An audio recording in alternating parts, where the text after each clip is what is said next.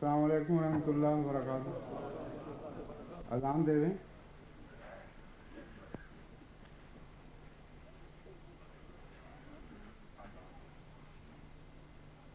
اللہ اکبر اللہ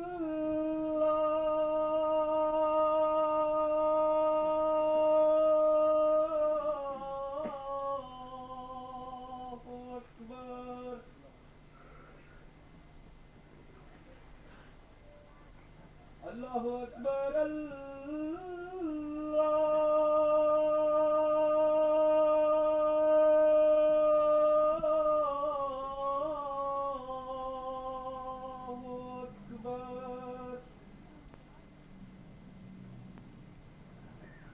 اشہد ان لا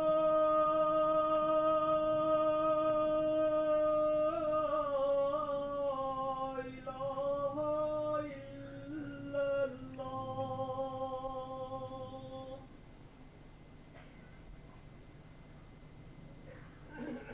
اشہد ان لا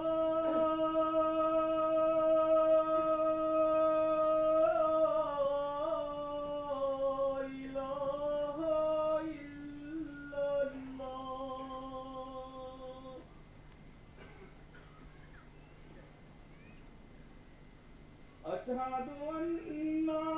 محمد رسول الله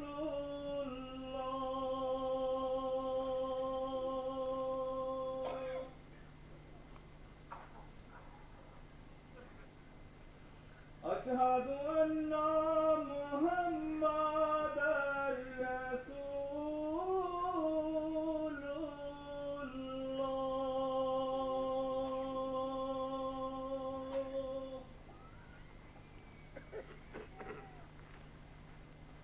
حي على الصلاة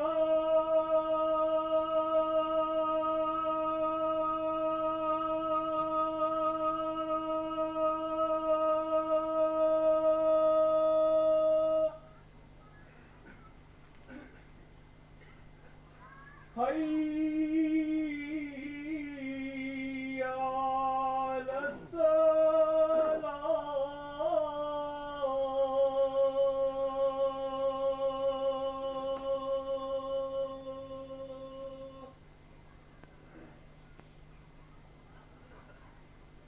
حي على الفلاح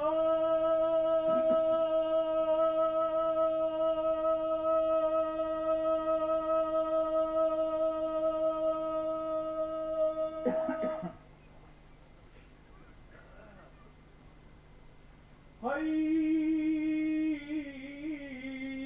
على الفلاح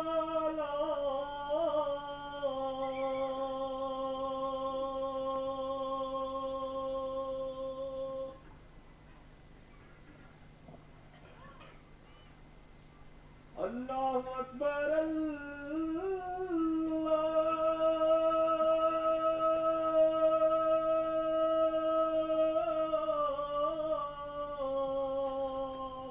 اکبر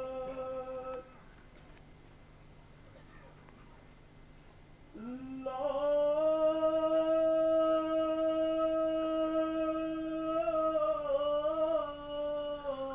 الہ الا اللہ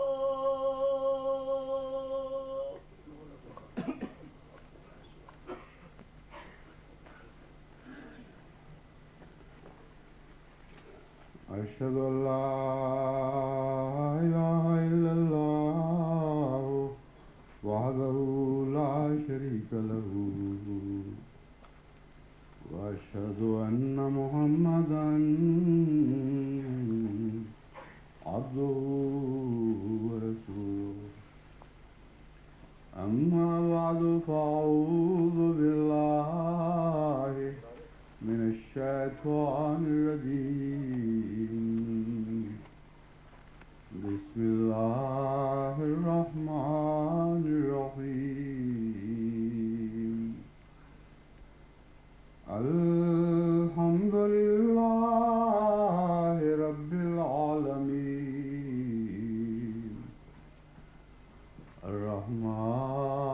الرحمن الرحيم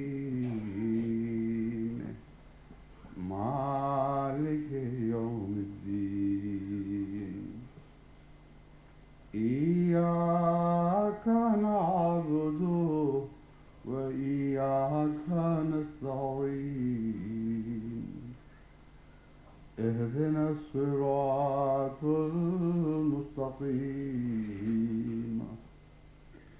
صراط الذين أنعمت عليهم غير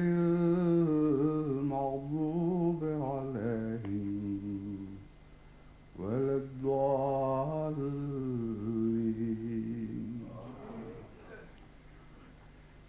اللہ تعالیٰ کا بے انتہا احسان ہے کہ اس صدی کا جو نئی صدی جماعت احمدیہ کی شروع ہوئی ہے، اس کا وہ جلسہ جسے ہم کئی پہلوؤں سے مرکزی جلسہ قرار دے سکتے ہیں، بڑی عمدگی کے ساتھ اور خدا تعالیٰ کے بے انتہا فضلوں اور رحمتوں کا مظہر بنتے ہوئے باہر تکمیل کو پہنچ چکا ہے۔ اس جلسے پر آنے والے جس محبت اور شوق اور ولولے اور اخلاص سے آئے ہیں، ان کی کیفیات کو ماپنے کا کوئی پیمانہ تو ہمارے پاس نہیں، لیکن جہاں تک جماعت احمدیہ کا تعلق ہے وہ ان کیفیتوں سے آشنا چلی آ رہی ہے۔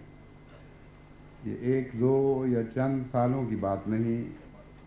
جب سے حضرت اقدس مسیح موعود علیہ السلام کو خدا تعالیٰ نے دنیا میں بھیجا ہے، آپ کے ساتھ محبت اور عشق رکھنے والی جماعت اپنی سوچوں، اپنے قلبی کیفیات میں تمام دنیا سے ممتاز ہو چکی ہے، اور جو خلوص کے جذبے ان کے پہلوؤں میں جنم لیتے ہیں اور پرورش پاتے ہیں، جو ان کے دلوں میں موزن ہوتے ہیں، باہر کی دنیا ان کا تصور بھی نہیں کر سکتی۔ لیکن بسا اوقات دیکھنے والے بعض پہلوؤں کو دیکھ کر متعجب ضرور ہوتے ہیں۔ چنانچہ پاکستان سے آنے والوں میں سے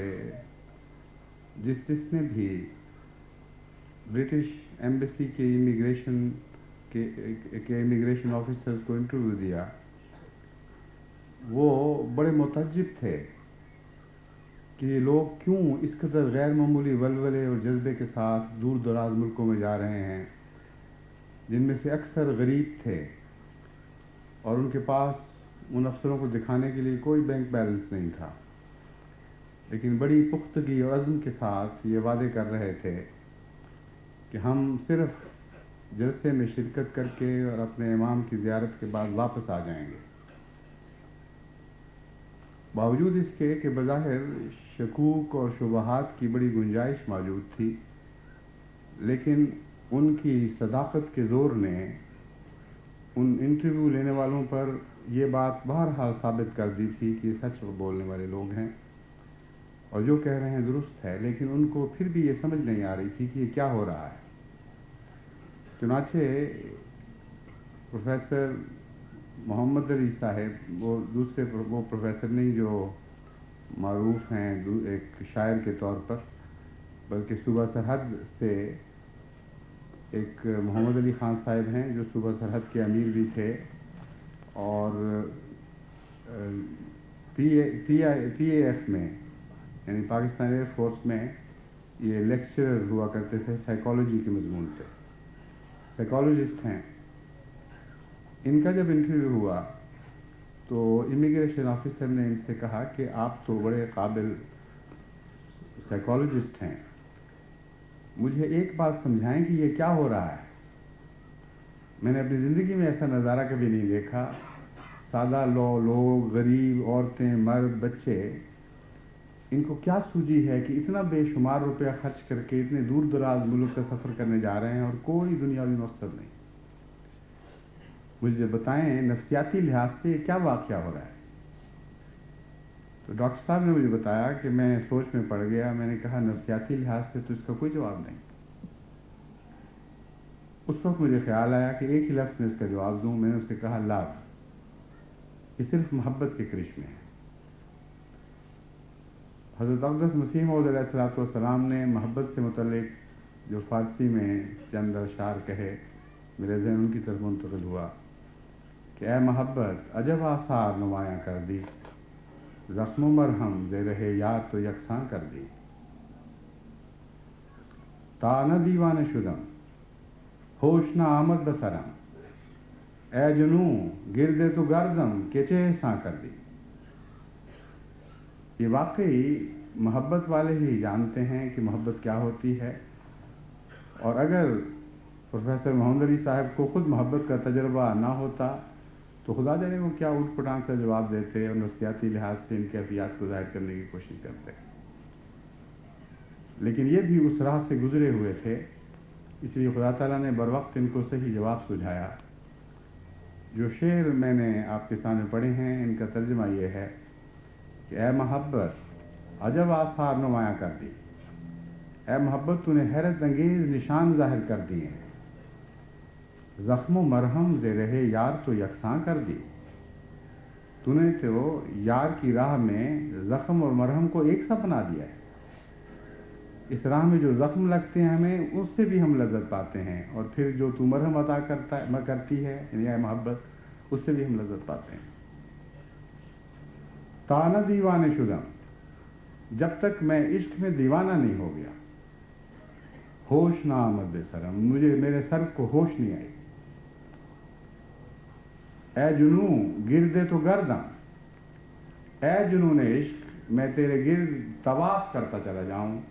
عجب احسان کر دی، تو نے عجیب احسان کر دیا. بس وہ مہمان جو حضرت اقدس مسیح موعود علیہ السلام کے عشق میں اور اس عشق میں جو آپ سے انہوں نے سیکھا،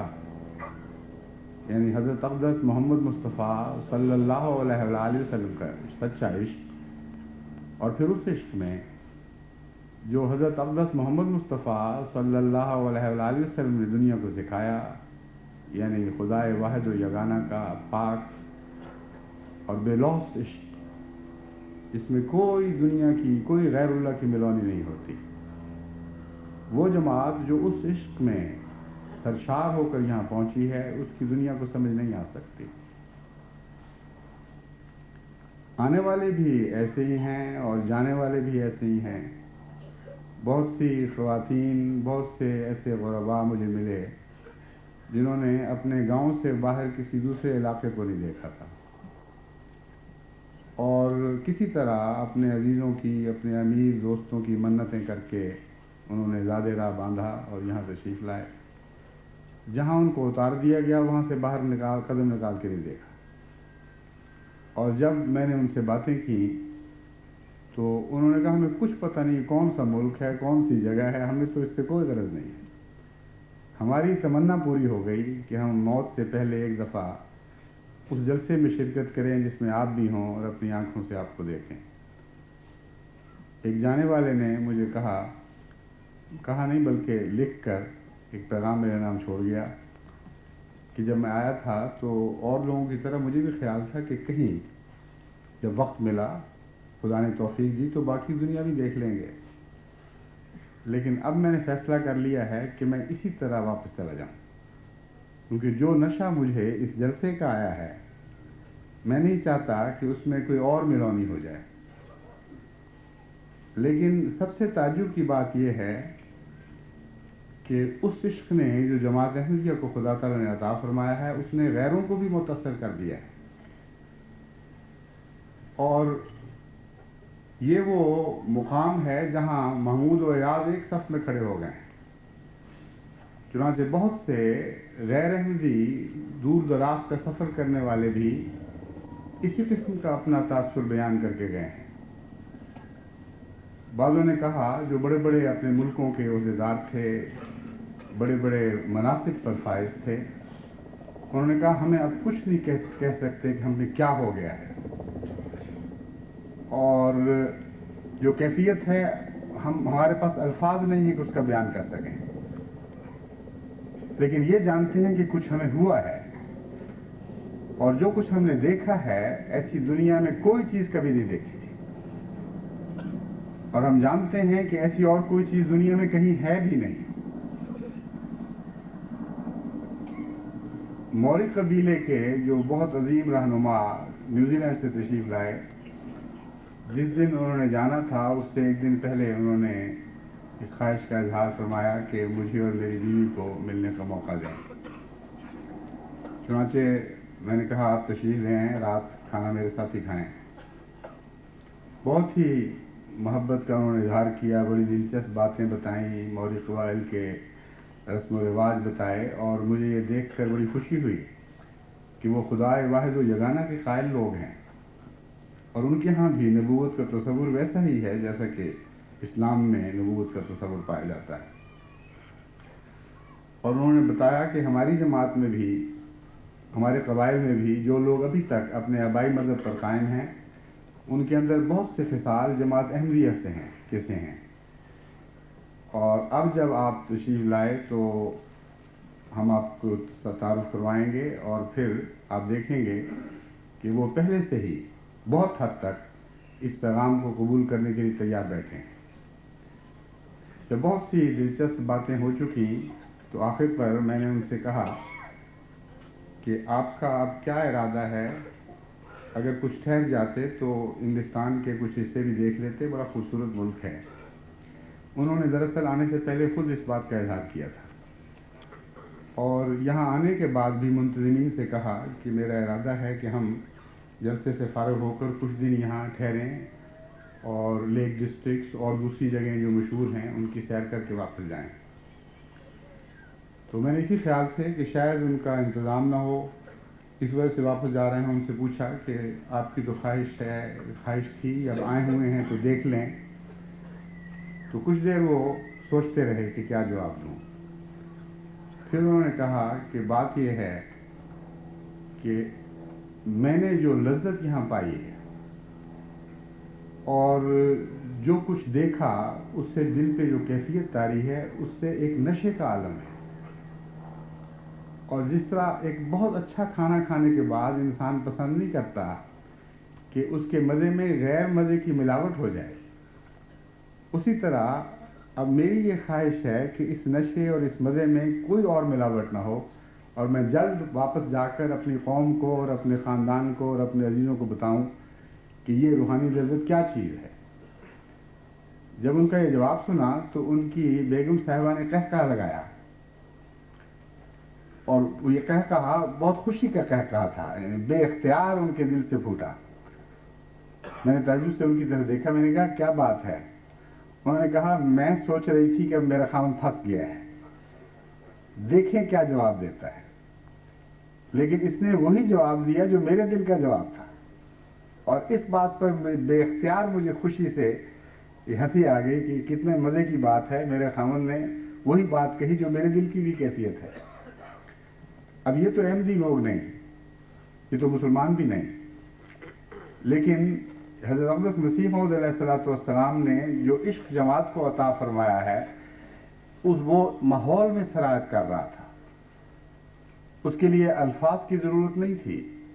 ہر آنے والا یہ محسوس کر رہا تھا کہ یہ قوم اور قوم ہے، ان کی کیفیات اور کیفیات ہیں،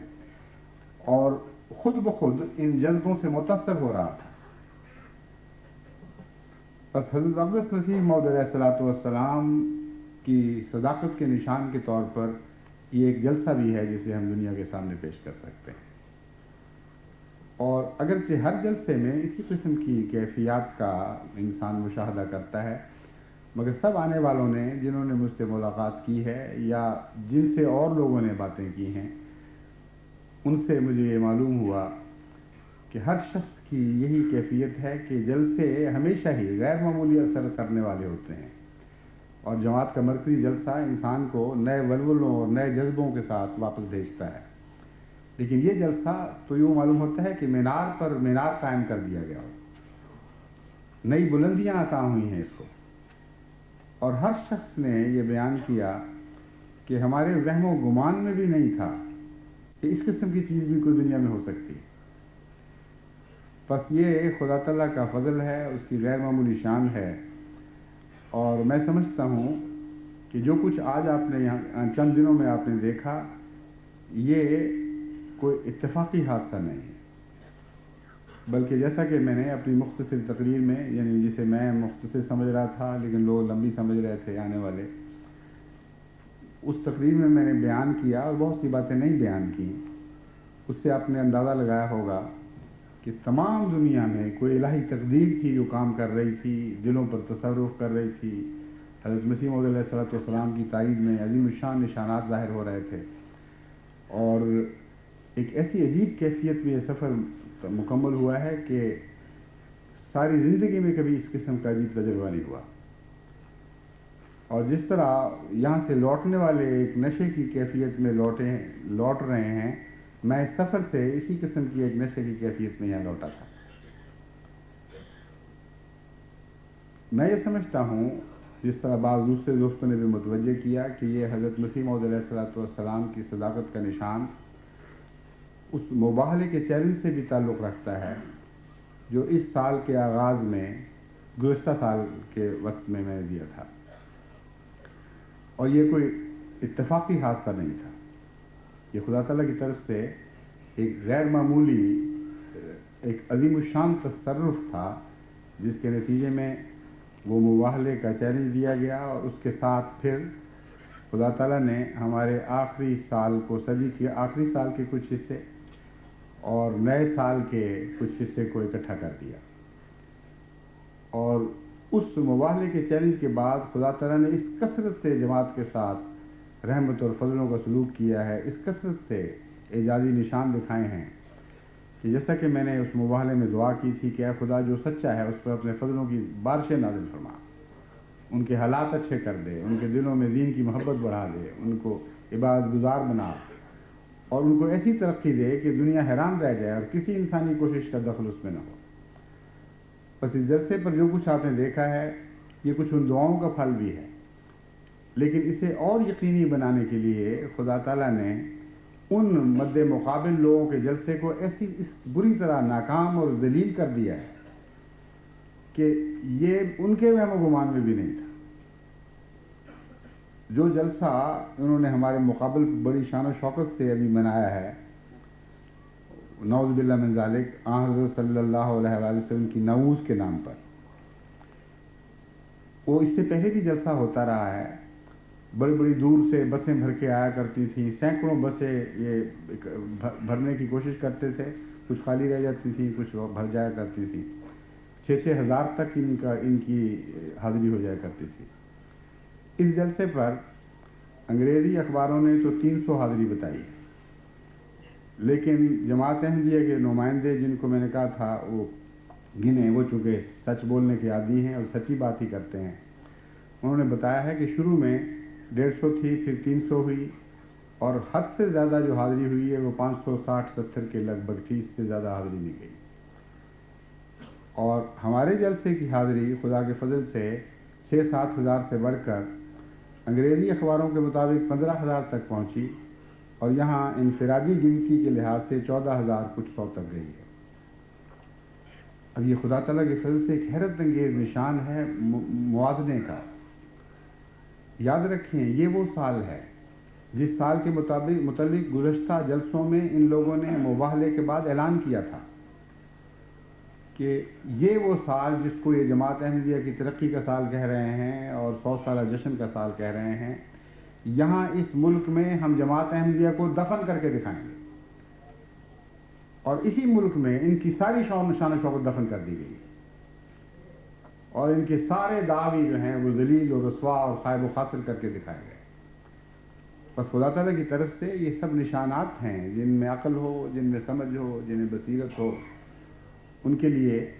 تو یہ ایک ایسا تاریخی زمانہ ہے جو شاذ کے طور پر انسانوں کو دیکھنے میں ملتا ہے. اس کے برعکس بعض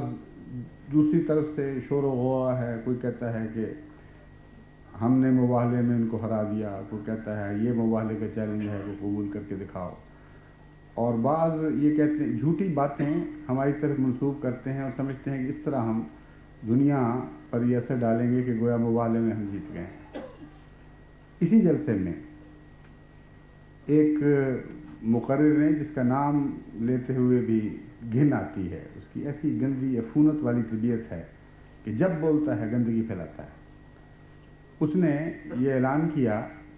کہ دعا کرو میرے لیے کہ میں 15 ستمبر تک زندہ رہوں، کیونکہ مرزا طاہر، نام تو میرا نہیں لیا، ایک اور نجاست بولی، اس نے یہ اعلان کیا ہے کہ میں 15 ستمبر سے پہلے لازماً مر جاؤں گا.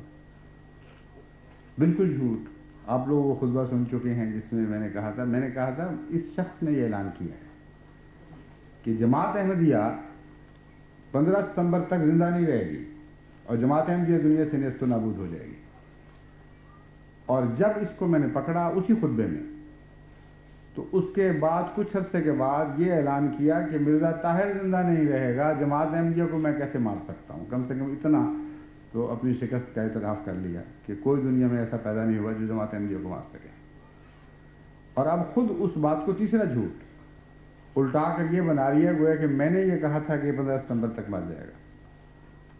تو جن کے مباہلے کی بنا جھوٹ پر ہو وہ تو جھوٹے ثابت ہو گئے. اور کون سا مباہلہ باقی ہے؟ مباہلہ سچے اور جھوٹے کی تمیز کے لیے آیا کرتا ہے. جو مباہلے کے بعد کھلم کھلا جھوٹ بولے اور اس کا جھوٹ پکڑا جائے اس کے اوپر تو موت آ گئی اور وہ تو اس مباہلے میں ہلاک ہو گیا ہے. اسی قسم کی ایک خبر کل پاکستان سے ملی کہ حافظ آباد کے ایک علاقے میں ایک شخص نے تیاری شروع کی ہے جشن منانے کی اپنے جیتنے کی. اس کا قصہ یہ ہے کہ ایک حافظ آباد کے قریب ایک گاؤں ہے مانگو ٹوچا، اس کے ایک احمدی نوجوان نے بغیر کسی اجازت کے، بغیر کسی بات کے، بغیر اللہ تعالیٰ سے کوئی خبر پائے از خود اس سے یہ معاہدہ کر لیا، مباہلہ کیا اپنی طرف سے. اور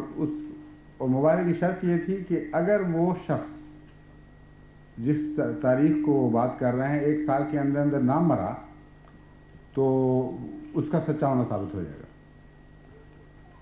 جب مجھے اطلاع ملی تو میں حیران ہوا. میں نے کہا کوئی عقل کے ناخن لو، یہ تم کیا بات کر رہے ہو؟ اول تو یہ کہ بار بار میں سمجھا چکا ہوں مباہلہ ہر کس و ناقص کا کام نہیں ہے، نہ انفرادی طور پر یہ کوئی ایسا نظام ہے جسے ہر شخص استعمال کرتا پھرے. اس طرح تو اگر ہر شخص اس طرح استعمال کرے اور چیلنج دے تو یکا یک تمام دنیا کے جھوٹے مر جائیں پھر 1 سال کے اندر اور صرف سچے باقی رہ جائیں. اگر ایسا ہونا ہوتا تو حضرت صلی اللہ علیہ وسلم کے زمانے میں کیوں نہ یہ واقعہ ہو گیا جب سب سے زیادہ ضرورت تھی. کئی شرطیں ہیں قرآن کریم نے فرمایا ہے وہ لوگ جن پر حجت تمام ہو چکی ہو، جو تمام چھان بین کر چکے ہوں اور سب تحقیق کے بعد عمدن جھوٹ بول رہے ہیں، اور پھر وہ قوم کے رہنما ہوں اور پھر ان کو چیلنج دیا جائے اور پھر وہ اس چیلنج کو آنکھیں کھول کر قبول کریں، تو نہ وہ کسی قوم کا رہنما، نہ ہمارا احمدی کسی قوم کا رہنما. اور آپس میں یہ بےہودہ شرط پر مباہلہ کیا. مجھے جب پتہ لگا تو میں نے ان کو انتظار اصلاح اور اشار کو کہا کہ اس کو سمجھائیں یہ پاگل پن کی حرکت ہے، ہمارا اس کے ساتھ کوئی تعلق نہیں، یہ کوئی مباہلہ نہیں ہے، اس کی کوئی حیثیت نہیں ہے، خدا پابند نہیں ہے. ہر شخص بڑے مارتا رہتا ہے، اس کے اوپر تقدیر خود بخود تو حرکت میں نہیں آتی. اس نے اصرار کیا کہ نہیں میں تو ضرور کروں گا. میں نے کہا اچھا پھر اس سے یہ کہیں کہ جو باتیں میں نے لکھی ہیں کہ مولوی کہتے ہیں یہ بات احمدیت یوں ہے، احمدیت یوں ہے، احمدیت یوں ہے، ان کو باقاعدہ پھر اخبار میں شائع کرائے اور بتائے کہ یہ باتیں سب سچی ہیں. تو اس نے کہا کہ نہیں وہ بھی نہیں، میں تو حضرت مسیح موعود علیہ الصلوۃ والسلام کے انکار کا مباہلہ کروں گا. میں نے ان کو کہلا کے بھجوایا کہ اگرچہ اس شخص نے بغیر اجازت کے خود بخود یہ بات کی ہے، لیکن اس کو کہیں کہ اگر حضرت مسیح موعود علیہ الصلوۃ والسلام کے حقیقت الوحی والے مباہلے کو وہ قبول کرنا چاہتا ہے تو اس کی شرطیں پوری کرے، حقیقت الوحی پڑھے اور پڑھنے کے بعد جس طرح حضرت مسیح موعود علیہ السلام نے فرمایا ہے چند ملکی اخباروں میں اشتہار دے تاکہ اس کی کم سے کم نمائندگی تو کچھ ثابت ہو اور دنیا کو پتہ لگے، ورنہ ہر کس و ناقص کے لیے خدا ایسے نشان تو نہیں دکھایا کرتا. اس نے ایک کتاب دے کے 2-3 دن کے بعد واپس کی اور کہا میں نے پڑھ لی ہے. لیکن دینے والے نے جب اس سے سوال کیے تو اس نے کہا کہ ہر بات کا جواب جھوٹا تھا، اس کو پتہ ہی نہیں کہ یہ کتاب ہے کیا. یعنی نہ صرف یہ کہ پڑھی نہیں بلکہ جھوٹ بولے مسلسل اور اس کے جھوٹ بھی پکڑے گئے. اور پھر جب کہا کہ اخبار میں شائع کرو تو اخبار میں کوئی شائع نہیں کروایا. اور اس پہلے واقعہ سے اب اس کو 1 سال گزرا اور وہ نہیں مرا, تو وہاں جشن منا رہے ہیں وہ لوگ کہ ہم جیت گئے. میں نے ان کو کھلا کے بھجوایا کہ جس شخص کی موت کی خبر نہیں دی گئی اس شخص کی زندگی کیسے نشان بن گئی. اگر ان میں کوئی شرافت اور حیا ہوتی تو جس موت کی خبر دی گئی تھی اس موت کے واقع ہونے پر اس وقت انہوں نے کیوں توبہ نہیں کی, کیوں احمدیت کی سچائی کا اعلان نہیں کیا. اس کی موت کی خبر تو نہ میں نے دی نہ اس احمدی نے دی جس کے ساتھ یہ باتیں ہو رہی تھی. ایک یک طرفہ بڑھ تھی بس. اور ضیاء الحق کی موت کی خبر, اس کی ہلاکت کی خبر اس سے 3-4 دن پہلے مجھے خدا تعالیٰ نے بتائی, اور میں نے خطبے میں اعلان کے ساتھ وضاحت کے ساتھ کہا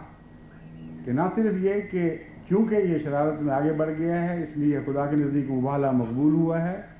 بلکہ مجھے رات خدا نے یہ رویا دکھائی ہے, اور ساری تفصیل میں نے بتائی, اور اب کوئی دنیا کی طاقت اس کو ہلاکت سے بچا نہیں سکتی. اگر تقویٰ ہوتا ان لوگوں میں تو جس شخص کی موت کی خبر دی گئی تھی اور جو پاکستان کا سب سے طاقتور صاحب استعداد انسان تھا, جس کو ساری قوم زور لگا چکی تھی لیکن اپنے تخت سے متزلزل نہیں کر سکی, اس کی آسمانی ہلاکت پر, اس حیرت انگیز نشان پر تو ان لوگوں کو توفیق نہیں ملی کہ وہ صداقت کو قبول کریں. اب ایک شخص جو بڑے مار رہا ہے, جھوٹ بول رہا ہے, اس کا جھوٹ ثابت ہے بار بار, وہ نہیں مرا کہ اب یہ ان کی صداقت کا اور نعوذ باللہ احمدیت کے جھوٹے ہونے کا نشان ہے. جو دعا مباہلے میں نے کی تھی اس میں تو یہ تھا کہ ساری دنیا میں خدا تعالیٰ احمدیت کے اوپر برکتیں نازل فرمائے اور رحمتیں نازل فرمائے, اور یہ لوگ ذلیل و رسوا ہوتے چلے جائیں, اور ہو رہے ہیں. میں نے جیسے کہ واضح کیا تھا, گالیاں دینا ہرگز عزت نہیں ہے. کوئی شخص جتنی مرضی دشمن گالیاں دیتا چلا جائے اس سے شرفاء کی عزت پہ حرف نہیں آتا. اگر غیر جانبدار لوگ اس کی عزت افزائی کرتے چلے جائیں اور اس کی عزت اور اکرام میں بڑھتے چلے جائیں تو یہ خدا کی طرف سے سچا عزت کا نشان ہوا کرتا ہے. بس ساری دنیا میں جماعت احمدیہ کو اللہ تعالیٰ نے جو اکرام دیا ہے اس سال, اور غیر معمولی اکرام دیا ہے, وہ ہمیشہ ہمیشہ کے لیے اب اس بات کا ثبوت بن کر آسمان صداقت پہ ایک سورج کی طرح چمکتا رہے. یہ جماعت سچے کی جماعت ہے, یہ جماعت خود ایک سچی جماعت ہے, اور اللہ تعالیٰ کے فضل اور رحم کے ساتھ خدا تعالیٰ کی تائیدات نے نازل ہو کر ان کی سچائی کو ثابت کر دیا. میں نے آپ کے سامنے بعض واقعات رکھے تھے. مالی کے متعلق بتایا کہ یہ وہ سال ہے جس میں یہ کہتے تھے ہم احمدیت کو دفن کر دیں گے اور احمدیت مر جائے گی, اور جواباً میں نے کہا تھا کہ تم اگر زندہ رہو گے تو دیکھو گے کہ احمدیت زیادہ زندہ ہو کر ظاہر ہوگی, اور جن ملکوں میں کمزور ہے ان میں بھی خدا تعالیٰ کے فضل سے آگے بڑھے گی. اب مالی وہ ملک ہے جس میں ایک جماعت احمدیہ ایک کمزور جماعت تھی, جہاں تک میرا اندازہ ہے 1000 کے لگ بھگ احمدی ہوں گے کل. اور اب جب میں نے وہ صاحب جو تشریف لائے وہاں سے میرے سامنے اس وقت بیٹھے ہوئے ہیں جلسے میں, ایک بہت بڑے مسلمان رہنما ہیں جن کو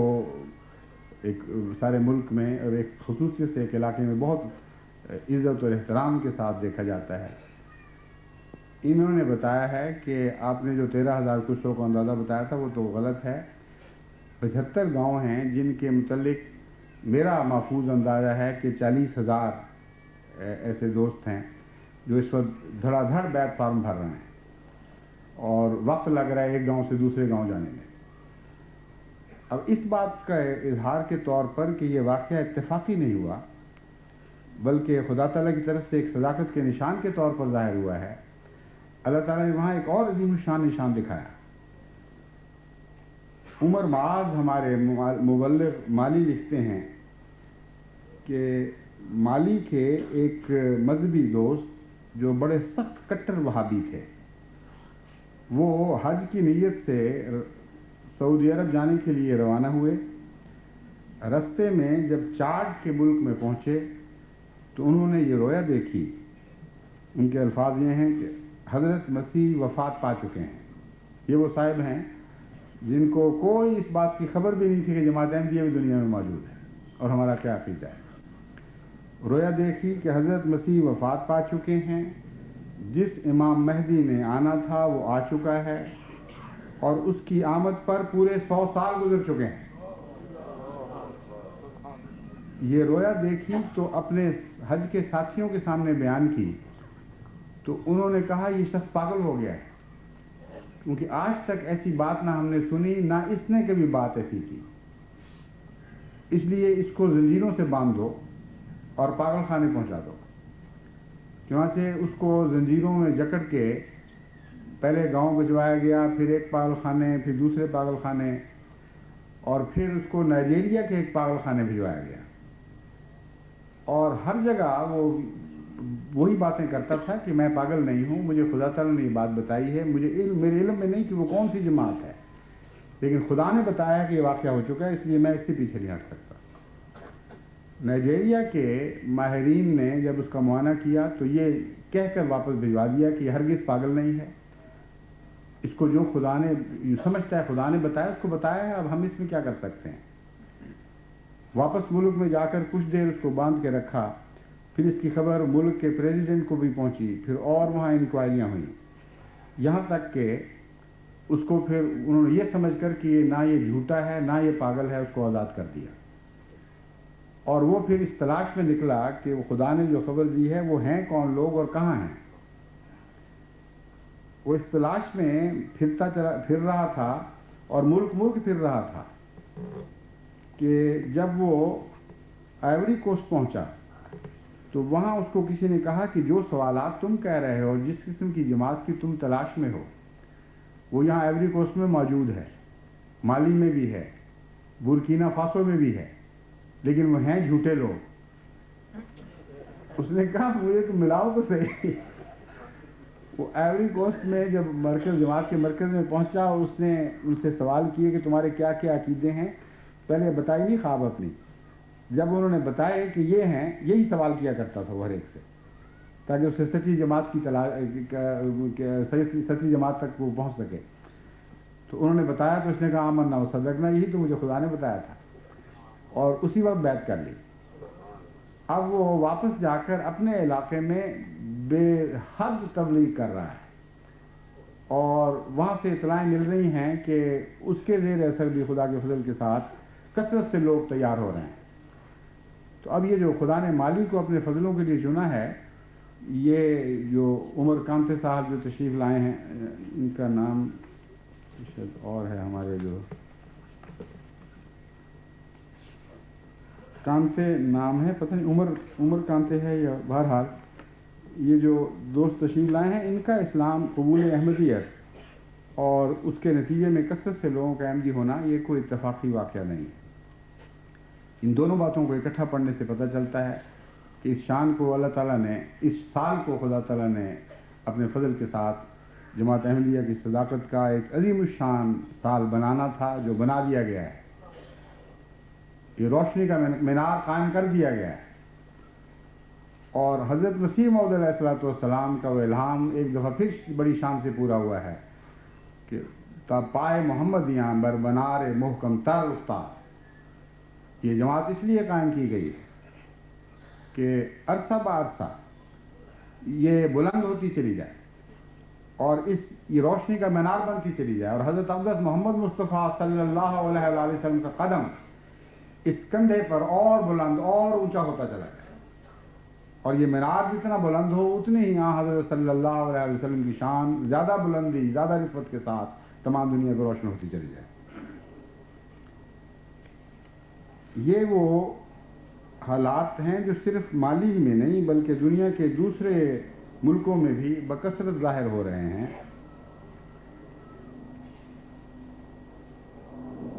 جلسے کی تقریر میں بھی وقت کم تھا اور میں تفصیل سے اس مضمون پر روشنی نہیں ڈال سکا، لیکن انشاءاللہ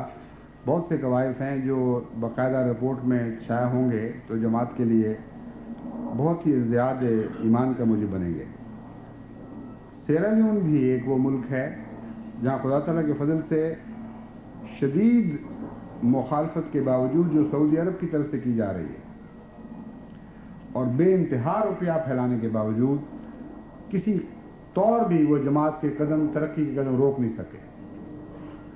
بالکل بے اختیار ہو کے رہ گئے، اور الرغم ان کے جماعت بڑھتی چلی جا رہی ہے، پھیلتی چلی جا رہی ہے۔ اور جو خطبے میں دیتا ہوں اس موضوع پہ، وہ فوراً پہنچتے ہیں پاکستان کے مولویوں کے ذریعے رابطہ عالم اسلامی تک اور دوسری جگہوں پہ، پھر وہ شرارتیں سوچتے ہیں، وہ منصوبے باندھتے ہیں کہ اب تو انہوں نے بتا دیا کہ کہاں ترقی ہو رہی ہے، اب وہاں زور لگاؤ۔ پہلے تو میں حکمت سے کام لیتا تھا، پھر مجھے خیال آیا کہ یہ خدا پر چھوڑو حکمتیں، اسی پر ہمارا توکل ہے، اگر وہ ترقی دے رہے تو یہ روک کیسے سکتے ہیں؟ ان کو یہ تاب و تواں کہاں ہے کہ جس جماعت کو خدا ترقی دینے کے فیصلے کر لے اس کی ترقی کی راہ میں روک ڈال سکیں، اس کی ترقی کی راہ میں حائل ہو سکیں۔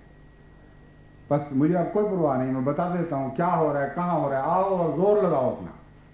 جو تمہارے لشکر ہیں وہ چڑھا لاؤ، لیکن میں تمہیں بتاتا ہوں کہ تم یقیناً ناکام و نامراد رہو گے، خائب و خاسر رہو گے۔ خدا نے جماعت احمدیہ کی ترقی کے فیصلے کر لیے ہیں، اور یہ فیصلے جو آسمان کی تحریریں ہیں، زمین پر تعبیر پوری ہوتی ہوئی تعبیروں کی صورت میں ظاہر ہو رہے ہیں۔ کوئی دنیا کی طاقت آپ کی ترقی کو روک نہیں سکتی۔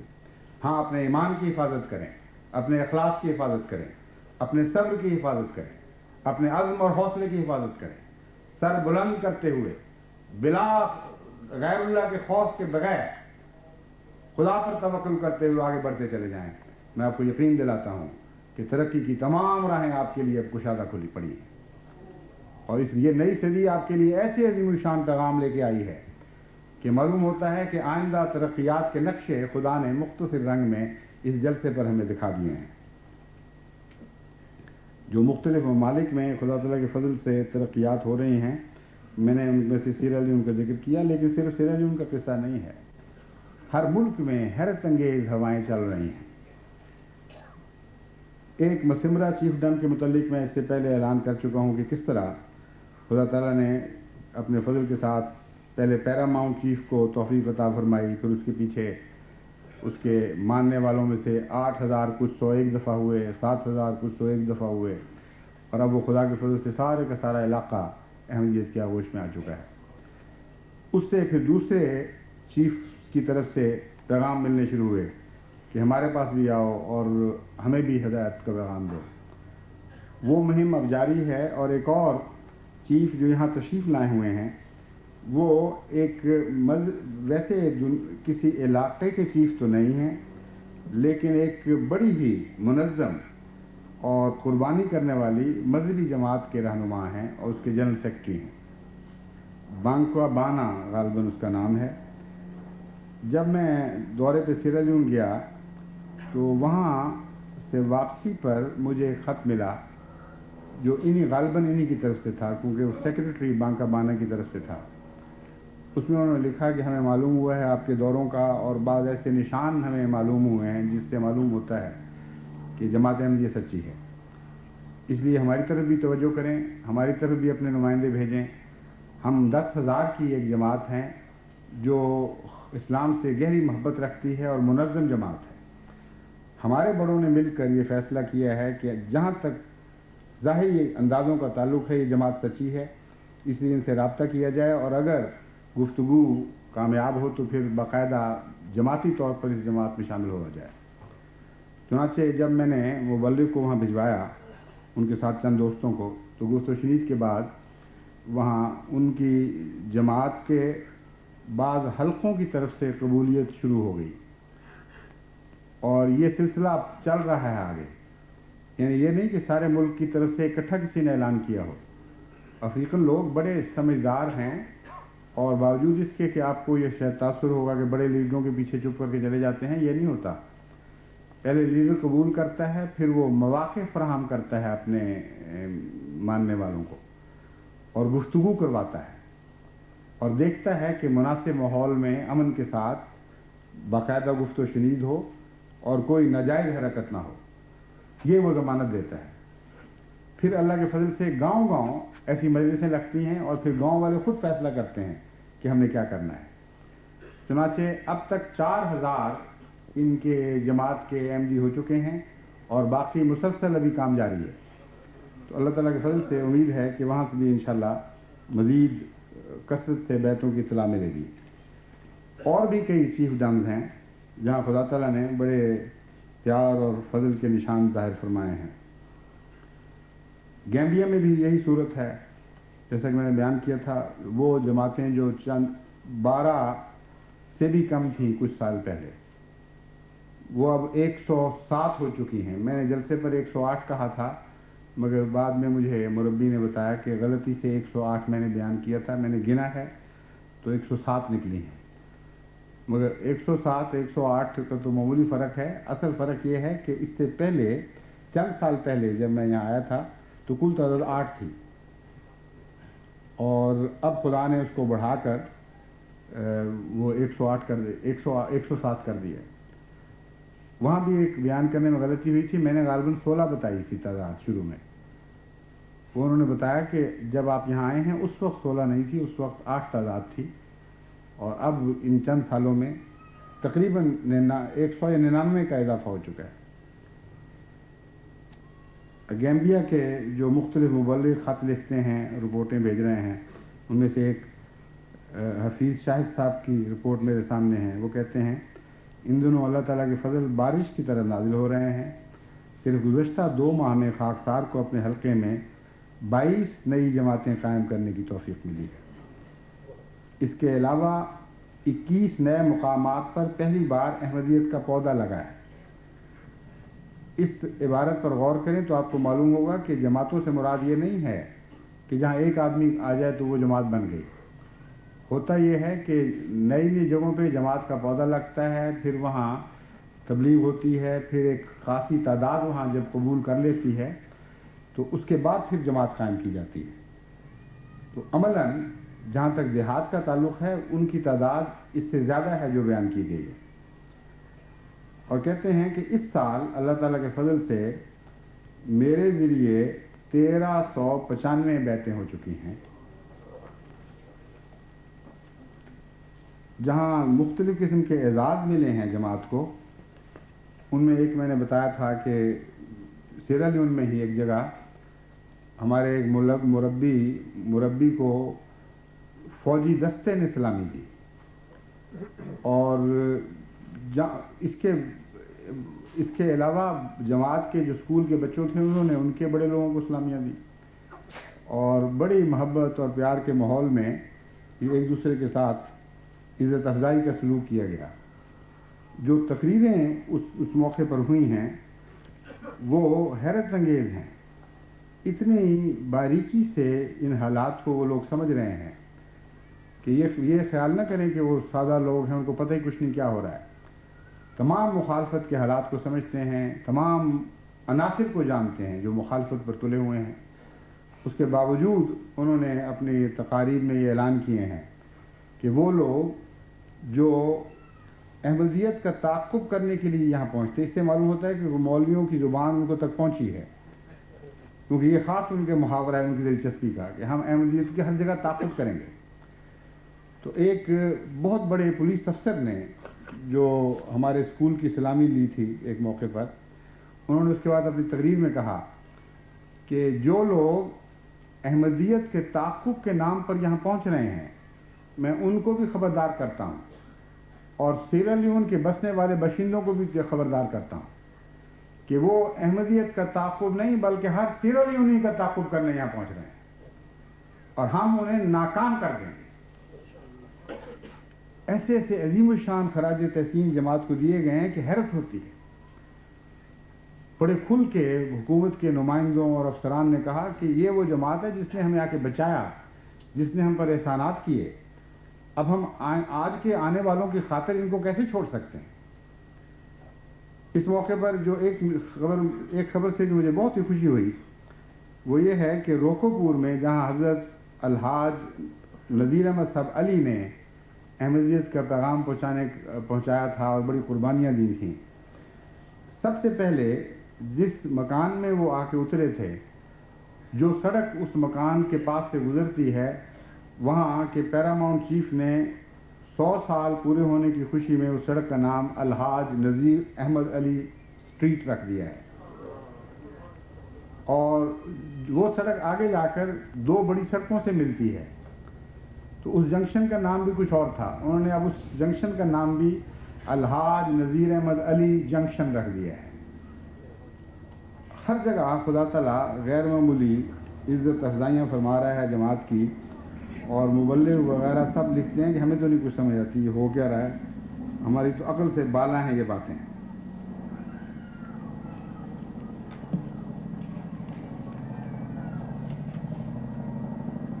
یوگینڈا میں بھی خدا تعالیٰ کے فضل سے اسی قسم کے بے شمار واقعات طے ہو رہے ہیں۔ راجہ نذیر احمد ظفر نے اپنی رپورٹ میں ایک جگہ لکھا کہ ہمارے داعین نے مایوگوے نامی گاؤں کے کئی دورے کیے، وہاں تبلیغی مجالس ہوئیں۔ اب خدا کے فضل سے 43 افراد وہاں شامل ہوئے ہیں، اور ایک مسجد بھی ساتھ لائے ہیں اور 2 ایکڑ زمین بھی ساتھ لائے ہیں۔ لیکن اس کے علاوہ جو ان کی رپورٹیں تھیں، میرے پاس اس وقت وہ کاغذ نہیں رہے، اس میں بیک وقت سینکڑوں کے قبول احمدیت کے ذکر بھی ہیں، اور بعض گاؤں کے گاؤں خدا کے فضل سے احمدیت میں شامل ہوئے ہیں۔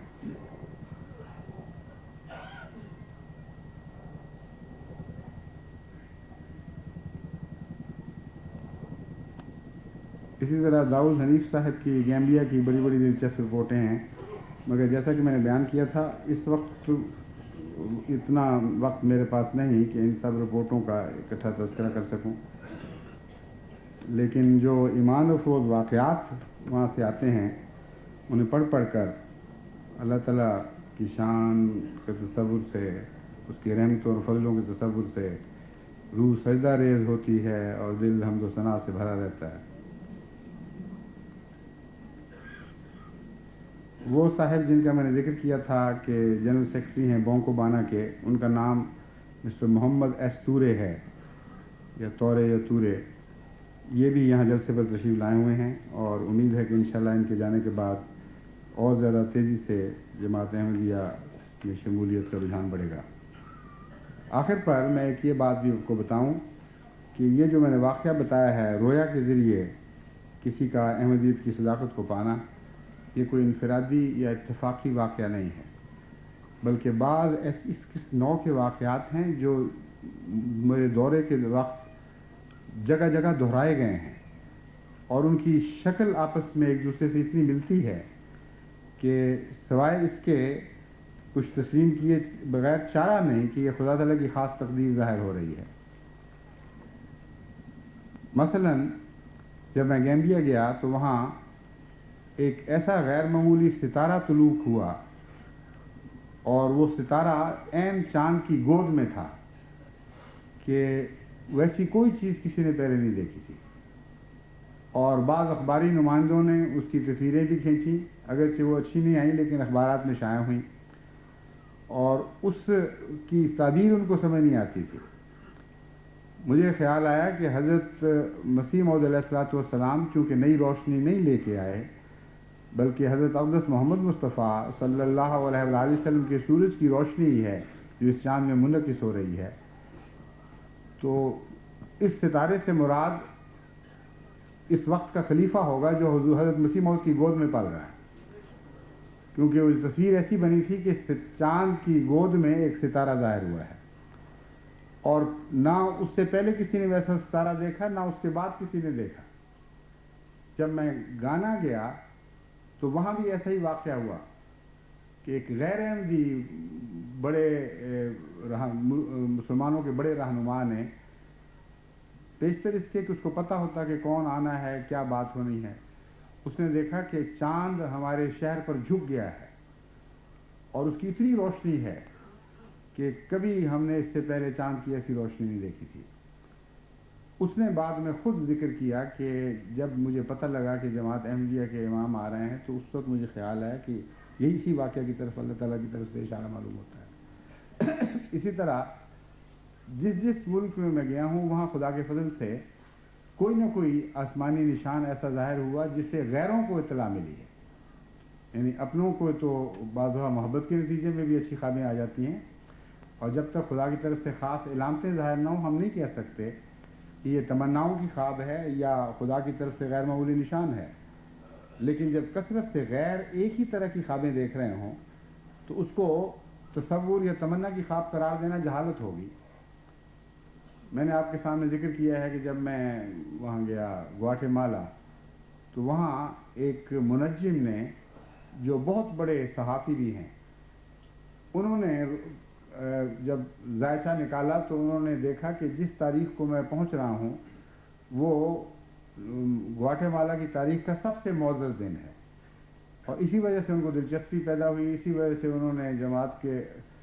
اخبارات میں جماعت کے متعلق مضامین لکھے، اور سارے ملک میں اچانک جماعت احمدیہ کا تعارف ہو گیا، جبکہ ہمارا اس وقت ایک بھی مسلمان وہاں موجود نہیں تھا۔ تو خدا کے کام ہے جو کرتا ہے۔ اب مجھے ایک دلچسپ بات نائجیریا کے متعلق معلوم ہوئی جو پہلے نہیں تھی، یہ سنا کر پھر میں اس خطبے کو ختم کروں گا۔ اس کا بھی اسی قسم کی ایک منجی کی پیشگوئی سے تعلق ہے۔ آپ جانتے ہیں منجم جو ہیں، منجم تو ٹامکٹوئیاں مارتے رہتے ہیں، لیکن بعض دفعہ خدا تعالیٰ ان کے زیر اثر لوگوں کو ہدایت دینے کی خاطر ان کے منہ سے بھی سچی باتیں نکلوا دیتا ہے۔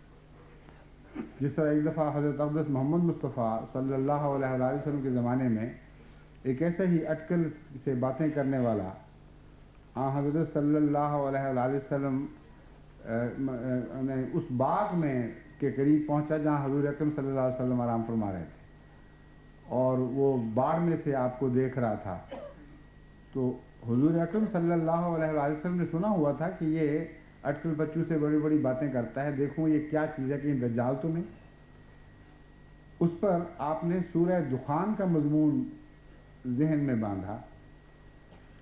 اور اس میں بڑی حکمت یہ تھی کہ اگر دجال ہوا تو چونکہ دخان کا مضمون دجال سے تعلق رکھتا ہے، یہ بھاگ جائے گا، اور اگر ویسے ہوا کوئی اٹکل والا تو اندازہ ہوگا کہ اس کو کچھ پتہ بھی لگتا ہے کہ نہیں۔ تو اس شخص نے کچھ خدا نے روشنی ضرور رکھی تھی۔ چنانچہ جب حضور اکرم صلی اللہ علیہ وسلم نے سورہ دخان کا مضمون باندھا ہے ذہن میں، اور یہ کہنے لگ گیا دکھ دکھ دکھ، یعنی صرف دکھ تک پہنچا ہے، اس سے آگے نہیں بڑھ سکا۔ اب مجھے پورے الفاظ تو یاد نہیں، لیکن غالباً اس قسم کا حضور کا تبصرہ تھا کہ مجھے تمہاری پہنچ کا پتہ چل گیا ہے، بس دکھ تک ہی ہو تم۔ تو اللہ تعالیٰ بعض دفعہ ایسے لوگوں کو بھی دوسروں پر اثر انداز ہونے کے لیے سچی باتیں بتا دیتا ہے۔ نائجیریا کے سب سے بڑے مسلمان چیف جو پہلے جن چیف سے میں ملا تھا، بہت ہی معزز اور وہاں کے بادشاہ کہلاتے ہیں، مجھے اب معلوم ہوا ہے کہ ان سے بھی اوپر کا مقام ہے ان کا، اور بہت ہی معزز ہیں، اور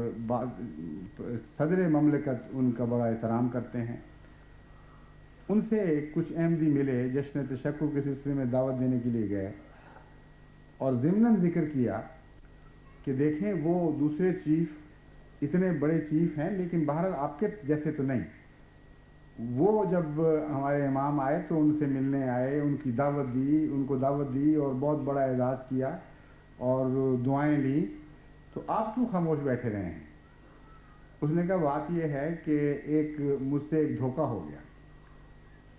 کہتے ہیں کہ مجھے خود پریزیڈنٹ کی طرف سے پیغام ملا تھا کہ اس طرح ہمارے ایک معزز مہمان آ رہے ہیں، میں چاہتا ہوں کہ آپ بھی ان کے استقبال کرنے والوں میں شامل ہوں۔ اور چونکہ یہ مسلمان رہنما ہیں، وہ پریزیڈنٹ بڑے صاحب حکمت ہیں، وہ یہ چاہتے تھے کہ دوسرے مسلمانوں پر یہ اثر ہو کہ اتنا بڑا مسلمان رہنما بھی جب عزت افزائی کر رہا ہے تو پھر ان سے ملنے جلنے اور تعلق بڑھانے میں کوئی حرج نہیں ہے۔ غالباً ان کے پیش نظر یہ حکمت ہوگی۔ لیکن وہاں کے ایک منجم نے یہ اخبار میں خبر شائع کر دی کہ 13 فروری کو جس دن میں نے وہاں پہنچنا تھا، اس دن ایک بہت بڑا واقعہ ہونے والا ہے، اور خود پریزیڈنٹ صاحب گھبرا گئے کہ کہیں کوئی فساد نہ ہو جائے۔ چنانچہ انہوں نے ان کو فون کیا کہ دیکھیں میں نے آپ سے خود کہا تھا، لیکن آپ چپ کر کے بیٹھے رہیں کیونکہ 13 فروری کو کوئی بہت بڑا واقعہ ہونے والا ہے۔ اور ان کو یہ نہیں پتا تھا کہ اس دن میں نے آنا تھا، اسی لیے اللہ تعالیٰ نے وہ دن بھی دکھا دیا ان کو۔ تو بہرحال وہ واقعہ ہو کے گزر بھی گیا، لیکن بعد میں خدا تعالیٰ نے اس روایت کو محفوظ کرانے کے لیے ہم تک اس بات کو پہنچا بھی دیا۔ تو ہر دفعہ ہر طرف سے یہ اطلاع مل رہی ہے کہ جو کچھ ہوا ہے اس میں خدا کی تقدیر کا ہاتھ تھا، اور ہماری ہوشیاریوں اور چلاکیوں کا دخل نہیں ہے، ہماری کوششوں اور منصوبوں کا دخل نہیں ہے۔ لیکن خدا کی تقدیر بھی بے وجہ تو ظاہر نہیں ہوا کرتی۔ میں اس یقین سے بھر چکا ہوں کہ جماعت احمدیہ کے دل میں خدا نے تقویٰ دیکھا ہے، جماعت احمدیہ کے دل میں خدا تعالیٰ نے خود للہ ہی محبت پائی ہے، ایسا خلوص دیکھا ہے جو تقدیروں کو ڈھالا کرتا ہے، اور جس کے نتیجے میں خدا تعالیٰ کی رحمتیں آسمان سے زمین پر جھک جایا کرتی۔ بس نئی صدی میں آگے بڑھنے والوں اسی یقین اور کامل خلوص اور تقویٰ اور توکل کے ساتھ آگے بڑھتے چلے جاؤ کہ یہ صدی تمہاری اور غلبہ اسلام کی صدی ہے،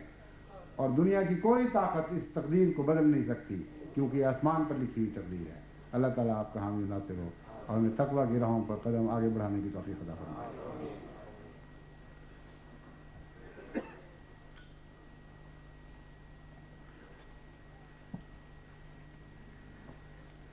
الحمد للہ نحمدہ ونستعینہ ونستغفرہ ونؤمن بہ ونتوکل علیہ ونعوذ باللہ من شرور انفسنا ومن سیئات اعمالنا، من یہدہ اللہ فلا مضل لہ ومن يضلله فلا هادي له، ونشهد أن لا إله إلا الله وحده لا شريك له، ونشهد أن محمدا عبده ورسوله۔ ایک لمبی فہرست ان کتب کی بھی ہے جو اس موقع پر یعنی اس سال کے دوران خصوصیت سے شائع کی گئی ہیں۔ ان میں ایک حضرت اقدس مسیح موعود علیہ الصلوۃ والسلام کی سیرت پر ایک کتاب ہے جو مسٹر لین ایڈمسن نے، جو یہاں کے ایک مشہور صحافی تھے اور آج کل ریٹائرڈ ہیں اور بڑے مقبول مصنف ہیں، انہوں نے تحریر کی ہے۔ اور یہ کتاب ایسی ہے جو پڑھنے سے تعلق رکھتی ہے، بہت ہی عمدہ اس مضمون پر۔ میرا خیال ہے انگریزی میں اس سے پہلے ایسی اچھی کتاب نہیں لکھی گئی۔ تو جو دوست یہ کتاب اور دوسرا لٹریچر لے جانے کے خواہش مند ہوں، ان کے متعلق میں یہ اعلان کرنا چاہتا ہوں کہ اگرچہ یہ سارا لٹریچر وہ ہے، قیمتی لٹریچر اس میں سے بڑا، جو قیمتاً فروخت کیا جاتا ہے، مگر جلسے پر آنے والے مہمانوں کے لیے یہ میں تحفے کے طور پر پیش کرنا چاہتا ہوں۔ اس لیے جو دوست یہاں سے جاتے ہوئے ان نئی شائع شدہ کتب میں سے ایک لینا چاہیں اپنے لیے گھر واپس لے جانے کے لیے، تو جو اسٹال پہ بیچنے والے ہیں وہ ان کو تحفتاً پیش کریں۔ جو زائد اپنے طور پر خدمت کے لیے رقم دینا چاہیں وہ بے شک قبول کریں، لیکن فرض نہیں ہے، اور ایک کتاب و ساتھ لے جانے کا حق ہے آپ کا۔ اگر وہ مہیا ہوئی تو انشاءاللہ آپ کو خدمت میں پیش کی جائے گی۔ عباد اللہ رحمکم اللہ، ان اللہ یامر بالعدل والاحسان وایتاء ذی القربی وینہی عن الفحشاء والمنکر والبغی یعظکم لعلکم تذکرون۔ اذکروا اللہ یذکرکم وادعوہ یستجب لکم ولذکر اللہ اکبر۔